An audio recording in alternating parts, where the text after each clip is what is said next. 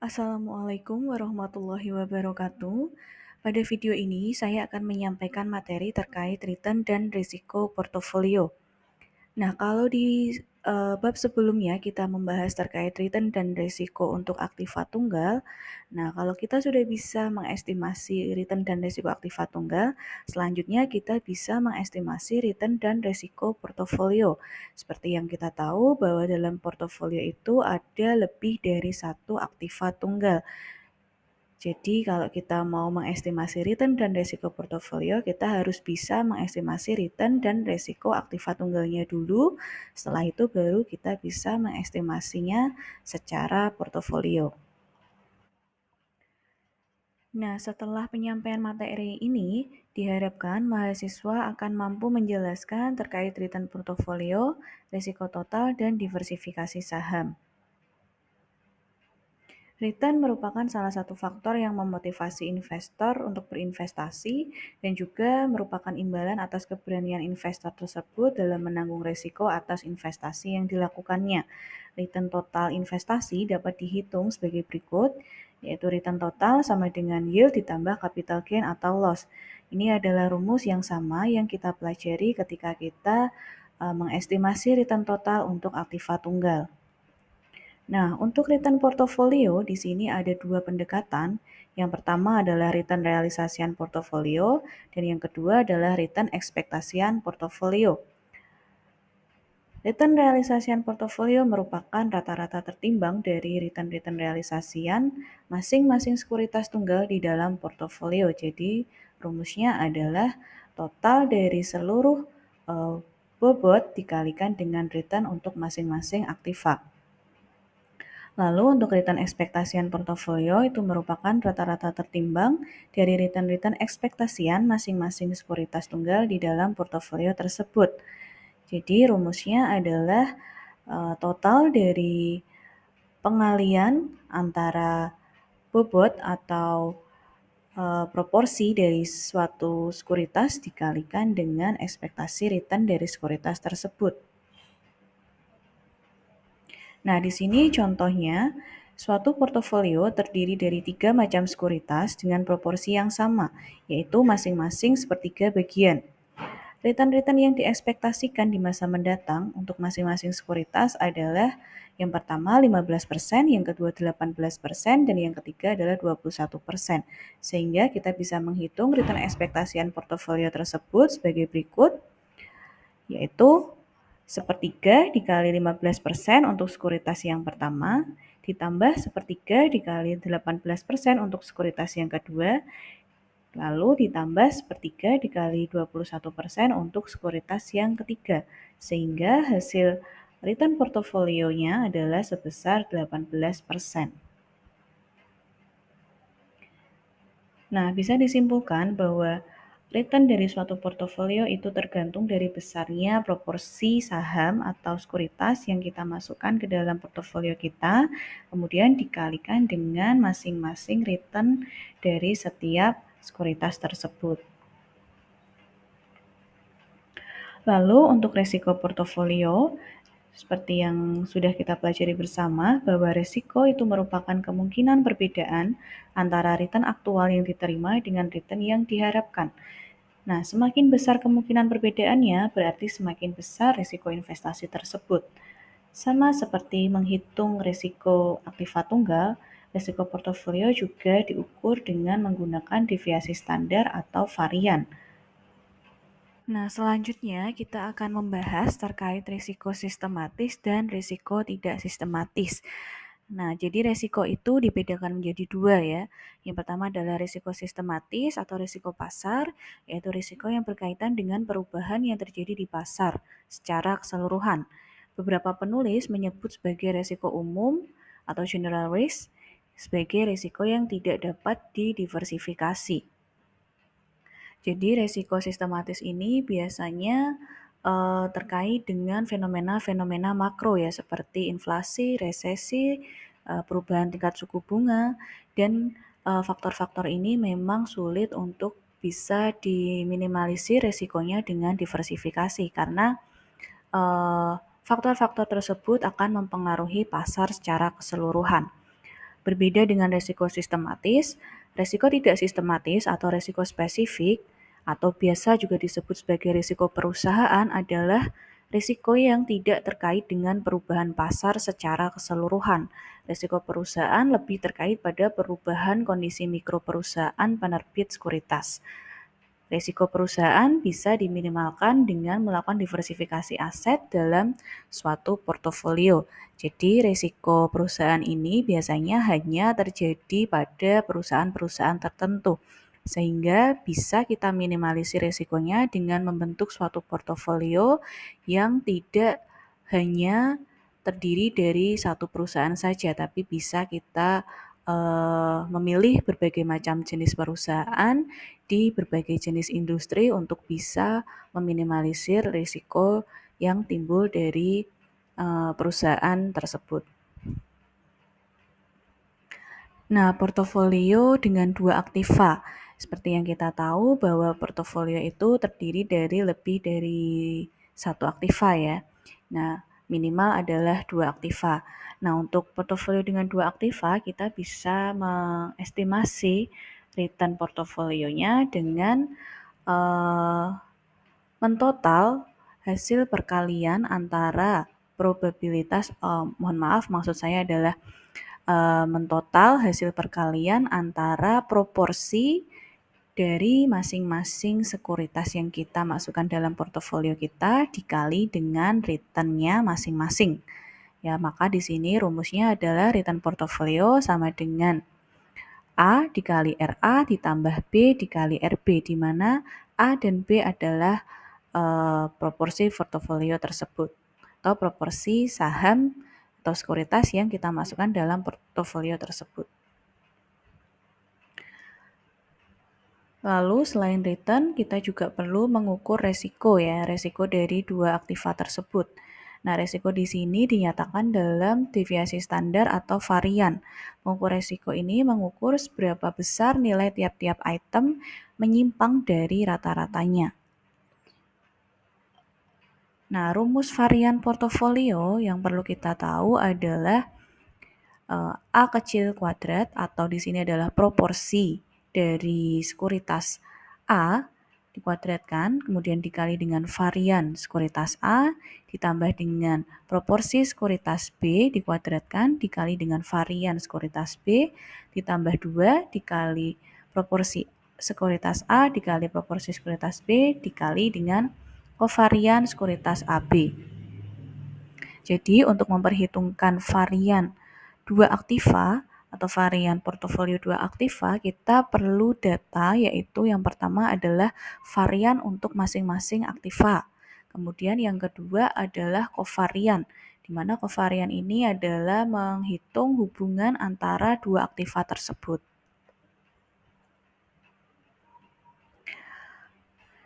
Nah, kovarian yaitu pengukur yang menunjukkan arah pergerakan dua buah variabel. Misal, kovarian antara return A dan B yang ditulis sebagai kovarian RA-RB menunjukkan hubungan arah pergerakan dari nilai-nilai return sekuritas A dan B. Jika kovarian return A dan return B lebih besar dari 0, maka nilai dari dua sekuritas tersebut bergerak searah. Atau kalau misal sekuritas A ini sedang merugi, sekuritas B juga akan merugi.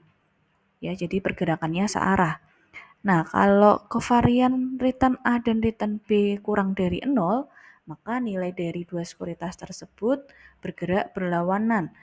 Ya, bisa dibilang kalau sekuritas A dia sedang merugi, nah sekuritas B ini justru kebalikannya, dia sedang mengalami keuntungan.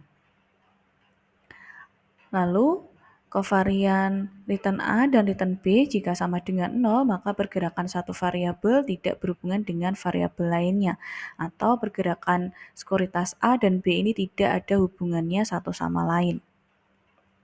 Nah, kovarian bisa dihitung berdasarkan cara probabilitas, yaitu dengan rumus return masa depan saham A pada kondisi ke I dikurangi dengan return ekspektasi saham A, kemudian dikali dengan return masa depan saham B pada kondisi KI dikurangi dengan return ekspektasian saham B, kemudian dikali dengan probabilitas terjadinya di masa depan. Nah, ini adalah contoh perhitungan varian untuk suatu portofolio 2 aktiva. Ya, di sini diketahui data-datanya ada 5 kondisi yang kita ekspektasikan akan terjadi di masa depan. Lalu ada probabilitas kejadiannya. Kemudian ada return saham A yang sudah diketahui dan return saham B yang sudah diketahui. Nah, untuk menghitung varian portofolio ini, kita perlu untuk menghitung return masing-masing saham tersebut. Lalu kita hitung juga varian dari masing-masing saham tersebut.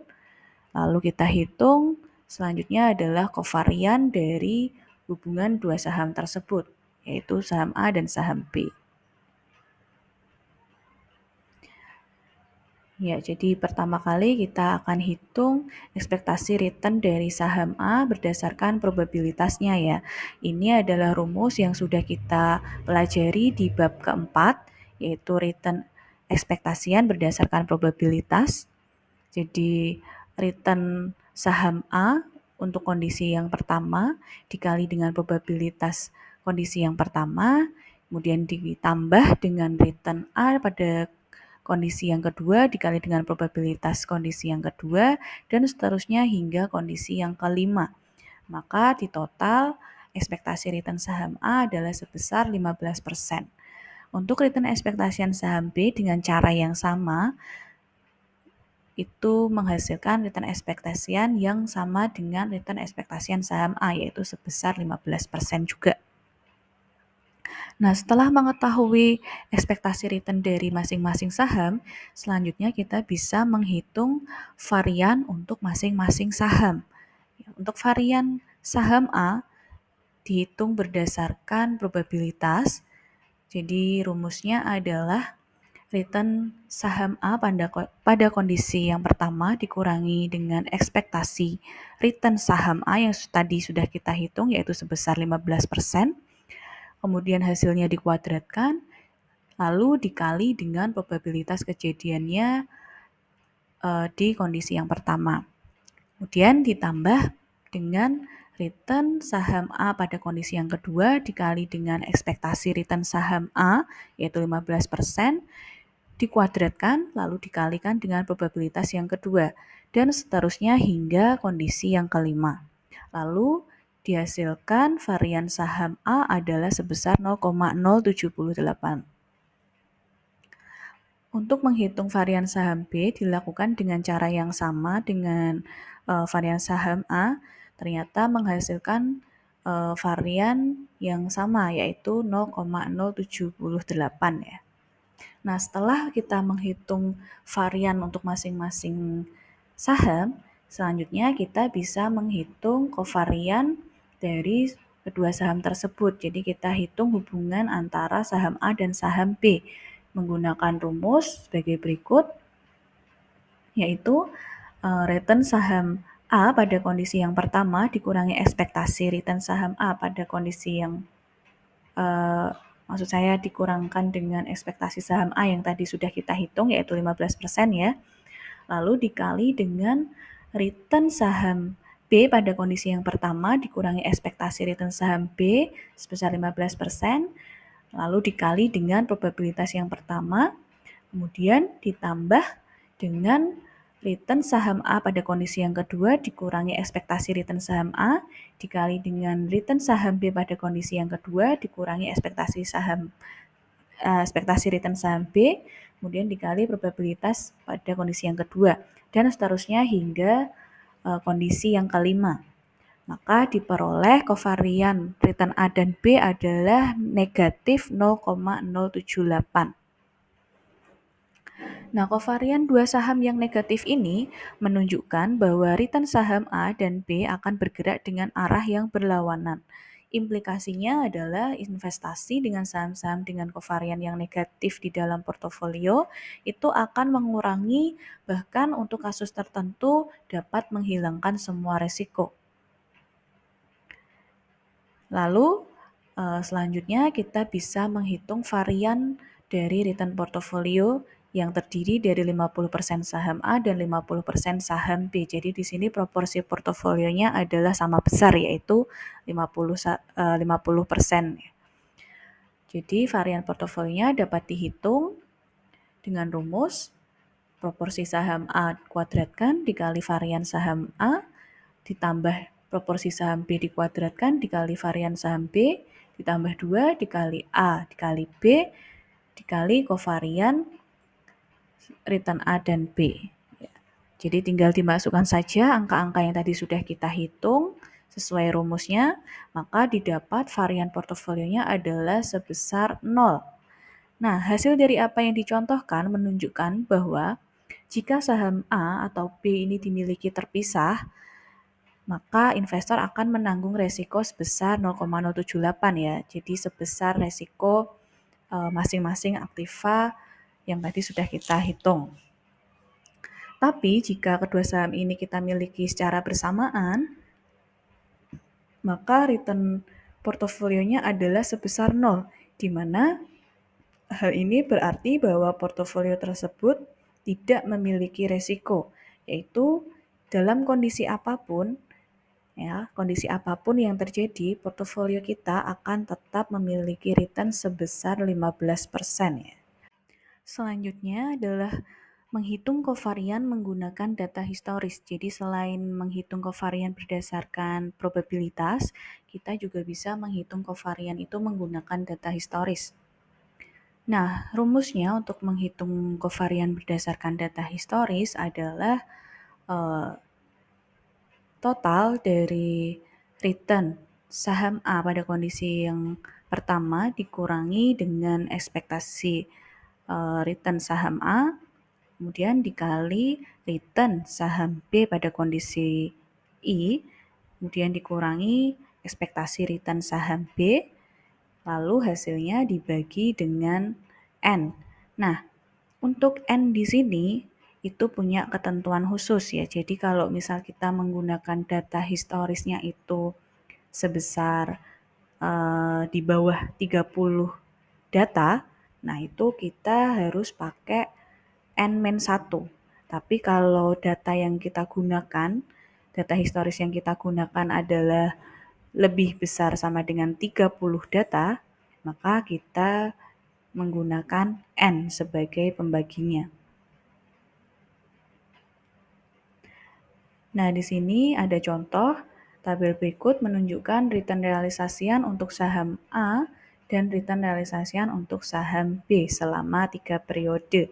Sama seperti kita memperhitungkan varian portofolio tadi, ya, jadi kita harus menghitung dulu return ekspektasi untuk masing-masing saham A dan saham B, kemudian kita hitung varian untuk masing-masing saham A dan saham B, lalu yang terakhir kita hitung kovarian saham A dan saham B. Selanjutnya baru kita bisa menghitung varian portofolionya. Nah, di sini return ekspektasian yang kita gunakan untuk menghitung adalah dengan menggunakan metode rata-rata aritmatika. Ya, kalau tadi kita menghitung return ekspektasian menggunakan probabilitas, kalau di data historis, return ekspektasian ini cukup kita hitung menggunakan metode rata-rata aritmatika saja. Jadi untuk saham A, kita hanya perlu menghitung rata-rata return saham A itu berapa, dan untuk saham B juga sama, kita hanya perlu menghitung rata-rata saham B itu berapa. Jadi di sini untuk return ekspektasian saham A dan saham B adalah 0,1. Lalu untuk resiko juga sama ya, jadi diperhitungkan masing-masing resiko dari saham A dan saham B. Nah, di sini juga resiko yang digunakan atau rumus yang digunakan untuk memperhitungkan varian dari saham A dan saham B adalah varian yang dihitung berdasarkan data historis. Ya, nanti kalian bisa buka lagi materi di bab keempat terkait bagaimana menghitung varian berdasarkan data historis. Ya, jadi di sini variannya sudah kita hitung untuk saham A dan saham B adalah sebesar 0,023.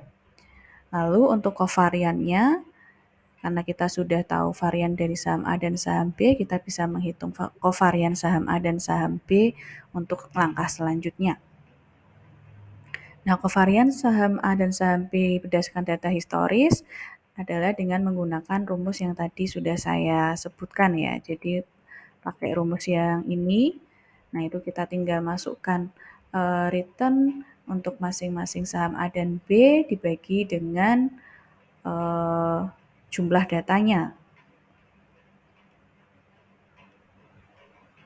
Nah, di sini jumlah datanya karena dia hanya ada 3 data, di mana kurang dari 30 data, maka kita pakai rumus N-1. Sehingga diperoleh kovarian saham A dan B adalah negatif 0,023. Lalu setelahnya kita bisa memperhitungkan resiko portofolio adalah sebagai berikut, yaitu dengan proporsi yang sama besar, 50% untuk saham A dan 50% untuk saham B. Setelah dihitung menggunakan rumus varian portofolio, kita tahu bahwa varian portofolio tersebut adalah sebesar 0. Selanjutnya, kita berbicara terkait koefisien korelasi. Nah, dalam konteks diversifikasi, korelasi itu menunjukkan sejauh mana return dari suatu sekuritas terkait satu dengan yang lainnya. Jika koefisien korelasinya adalah positif 1,0, berarti korelasinya adalah positif sempurna. Ya, mengindikasikan bahwa portofolio tersebut tidak akan memberikan manfaat pengurangan risiko ya, karena sekuritas yang ada di dalamnya itu memiliki korelasi yang positif sempurna. Lalu jika koefisien korelasinya adalah negatif 1,0, berarti bahwa korelasinya adalah negatif sempurna. Nah, ini akan bisa memberikan manfaat berupa menghilangkan resiko dari kedua sekuritas tersebut. Lalu jika koefisien korelasinya adalah sebesar 0, maka tidak ada korelasi antara dua sekuritas tersebut, sehingga akan mengurangi risiko portofolionya secara signifikan. Nah, koefisien korelasi bisa kita hitung menggunakan rumus kovarian return A return B dibagi dengan standar deviasi untuk saham A dikali dengan standar deviasi untuk saham B.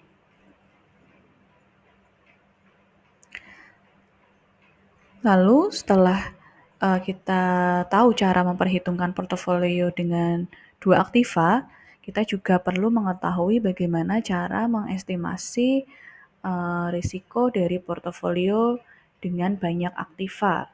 Ya, kita tidak bisa memungkiri ya bahwa suatu portofolio itu bisa saja memiliki lebih dari 2 aktiva. Jadi kita juga harus tahu bagaimana cara mengestimasi risiko portofolio tersebut. Nah, risiko dari portofolio banyak aktiva itu merupakan jumlah dari proporsi varian dan kovarian dari masing-masing aktiva. Nah, rumusnya adalah sebagai mana terlihat pada slide ya. Nah, untuk mempermudah kita dalam menghitung risiko portofolio banyak aktiva, biasanya kita bisa menggunakan matriks ya, matriks varian kovarian, di mana matriks ini menunjukkan yang bagian diagonal yang saya tandai dengan warna biru, ini ya yang saya tandai dengan warna biru itu merupakan varian dari masing-masing aktiva. Nah, yang di luar dari tanda biru ini adalah merupakan kovariannya. Ya, jadi portofolio dengan banyak aktiva, kita bisa menghitung resikonya dengan menjumlahkan proporsi varian dan juga proporsi kovariannya. Maka rumusnya terlihat seperti yang ada di slide. Kita langsung saja pada contoh. Nah, suatu portofolio terdiri dari 3 buah sekuritas dengan proporsi 20%, 30%, dan 50% untuk masing-masing sekuritas pertama, kedua, dan ketiga. Lalu diketahui varian dan kovarian return-nya yang ditunjukkan oleh matriks yang terlihat di slide ya. Sini ada terlihat varian kovarian matriksnya. Sudah diketahui nominalnya berapa. Nah, kita tinggal masukkan saja ke rumus. Rumus untuk mencari varian portofolio. Jadi rumus untuk mencari varian portofolio adalah penjumlahan dari setiap matriks yang ada di sini ya. Jadi kalau kita punya 3 sekuritas, matriksnya ada 9. Nah, kalau misal kita punyanya dalam satu portofolio itu ada 4 sekuritas, berarti 4 dikuadratkan sama dengan 16. Jadi totalnya ada 16 matriks. Kalau misal portofolionya ada 5 sekuritas, berarti 5 kuadrat sama dengan 25. Ada 25 matriks dan seterusnya. Jadi semakin banyak sekuritasnya, maka semakin banyak pula matriks yang harus kita hitung ya. Karena di sini hanya ada 3 sekuritas, maka ada 9 kali perhitungan. Yaitu yang pertama adalah varian. Jadi bobot variannya berapa untuk sekuritas yang pertama? Maka di sini rumusnya adalah W1 dikali W1. W1 adalah bobot dari sekuritas yang pertama dikali dengan varian sekuritas yang pertama yaitu 0,2. Lalu yang kedua adalah kovarian. Kovarian antara sekuritas 1 dan sekuritas 2. Rumusnya adalah bobot sekuritas 1 dikali dengan bobot sekuritas 2 dikali dengan kovariannya. Varian 1, 2 yaitu di sini 0,3. Lalu ditambah dengan yang selanjutnya adalah kovarian antara sekuritas 1 dan sekuritas 3, di mana rumusnya yaitu bobot sekuritas 1 dikali dengan bobot sekuritas 2 dikali dengan kovarian sekuritas 1 dan 3. Mohon maaf ini tadi bobot sekuritas 3 ya. Nah, di sini kovarian sekuritas 1 dan 3 sudah diketahui yaitu sebesar 0,15. Kemudian ditambah bobot dari sekuritas 2 dan bobot dikalikan bobot sekuritas 1 dikali dengan kovarian 21 ya, mengikuti alurnya, alur yang ada di matriks ya. Dan seterusnya hingga matriks kovarian yang maksud saya varian dari sekuritas yang ketiga ya. Jadi ini rumusnya berulang sesuai dengan urutan yang ada di dalam matriks ya. Jadi tinggal dimasukkan saja angka-angkanya, lalu kita akan mendapatkan varian portofolio sebesar 0,0615. Nah, selanjutnya kita akan membahas terkait risiko total. Bagian dari risiko sekuritas yang dapat dihilangkan dengan membentuk portofolio yang well diversified disebut dengan risiko yang dapat didiversifikasi atau risiko perusahaan atau risiko spesifik atau risiko unik atau biasa juga kita sebut sebagai risiko yang tidak sistematik. Nah, karena risiko ini unik bagi perusahaan di mana hal yang buruk terjadi di suatu perusahaan itu dapat diimbangi dengan hal yang baik terjadi di perusahaan lain. Maka risiko ini dapat didiversifikasi di dalam portofolio kita. Nah, contoh diversifiable risk adalah pemogokan buruh, tuntutan pihak lain, penelitian yang gagal, dan lain-lain. Sebaliknya, risiko yang tidak dapat didiversifikasi oleh portofolio disebut dengan non-diversifiable risk, atau risiko pasar, atau risiko umum, atau risiko sistematik, seperti yang tadi sudah kita singgung. Nah, risiko ini terjadi karena kejadian-kejadian di luar kegiatan perusahaan seperti inflasi, resesi, dan lain-lain. Sehingga memang untuk risiko sistematik ini cukup sulit untuk bisa kita diversifikasi ya.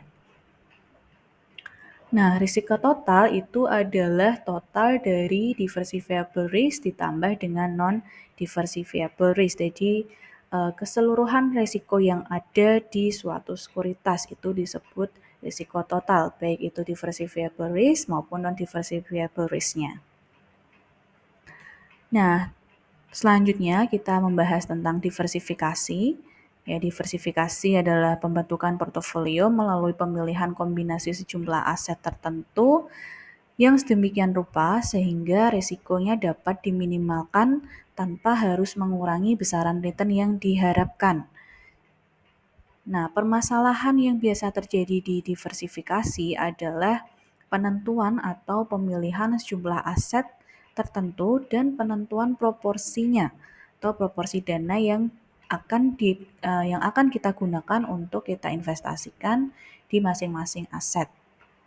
Jadi biasanya kalau kita mau mendiversifikasi portofolio kita harus menentukan dulu aset apa yang akan kita pilih. Nah, setelahnya baru kita tentukan proporsi dari masing-masing aset yang sudah kita pilih tersebut karena proporsinya itu mungkin tidak sama besar. Bisa saja proporsi suatu saham lebih besar daripada saham yang lainnya. Itu tergantung dari analisis return dan resiko yang sudah kita perhitungkan untuk masing-masing aktivanya. Nah, investor dapat melakukan diversifikasi dengan beberapa cara. Yang pertama adalah diversifikasi dengan banyak aktiva, yang kedua adalah diversifikasi secara random, yang ketiga adalah diversifikasi secara Markowitz. Nah, diversifikasi dengan banyak aktiva itu mengikuti hukum statistik bahwa semakin besar ukuran sampel, maka semakin dekat dengan rata-rata sampel dengan nilai ekspektasi dari populasi, yang mana disebut hukum jumlah besar atau law of large numbers. Asumsi yang digunakan di sini adalah bahwa tingkat hasil rate of return untuk masing-masing sekuritas secara statistik adalah independen. Dengan asumsi ini, maka deviasi standar yang mewakili risiko dari portofolio dapat dirumuskan, yaitu deviasi standar portofolio sama dengan deviasi standar untuk masing-masing aktiva dibagi dengan jumlah sekuritas yang ada di portofolio tersebut. Nah, dari rumus ini terlihat bahwa risiko dari portofolio akan menurun dengan cepat dengan semakin besarnya jumlah sekuritas. Atau bisa dibilang bahwa semakin besar jumlah sekuritas yang kita masukkan dalam portofolio kita, risikonya juga akan semakin turun. Terlihat pada contoh berikut bahwa ketika suatu portofolio itu berisi 100 buah sekuritas yang mempunyai deviasi standar yang sama besar 0,25 untuk tiap-tiap sekuritasnya, maka resiko portofolionya adalah sebesar 0,25 dibagi akar 100. Hasilnya adalah 0,025. Untuk diversifikasi secara random atau diversifikasi secara naif, itu terjadi ketika investor menginvestasikan dananya secara acak pada berbagai jenis saham yang berbeda atau pada berbagai jenis aset yang berbeda. Nah, investor memilih aset-aset yang akan dimasukkan ke dalam portofolio ini tanpa terlalu memperhatikan karakteristik aset yang bersangkutan. Jadi investor itu hanya random pick aja, mereka tidak memperhatikan karakteristik aset tersebut terkait risiko dan returnnya. Nah, dalam diversifikasi random, semakin banyak jenis aset yang dimasukkan dalam portofolio, semakin besar manfaat pengurangan risiko yang akan diperoleh.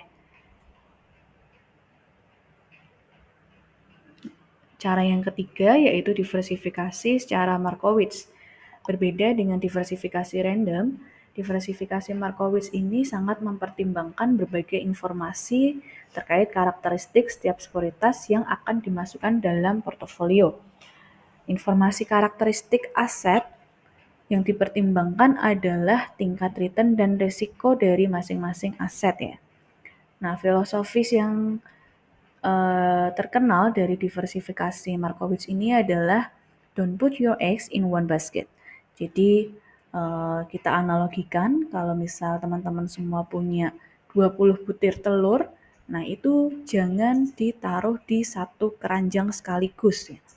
Nanti kalau misal ada apa-apa, keranjangnya jatuh, nah 20 butir telur tersebut akan pecah dalam waktu yang bersamaan. Berbeda kalau misal kita menaruh telur-telur tersebut di keranjang yang berbeda-beda, entah di 10 keranjang atau di 5 keranjang ya. Jadi kalau misal satu keranjang itu dia bermasalah, ya tiba-tiba jatuh dan pecah, kita masih punya backup di keranjang yang lain. Nah, analogi ini sama ketika kita harus menerapkan diversifikasi ya. Jadi kita jangan hanya fokus pada satu sekuritas saja, tapi kita juga harus melihat sekuritas-sekuritas yang lain sehingga resikonya itu akan tersebar.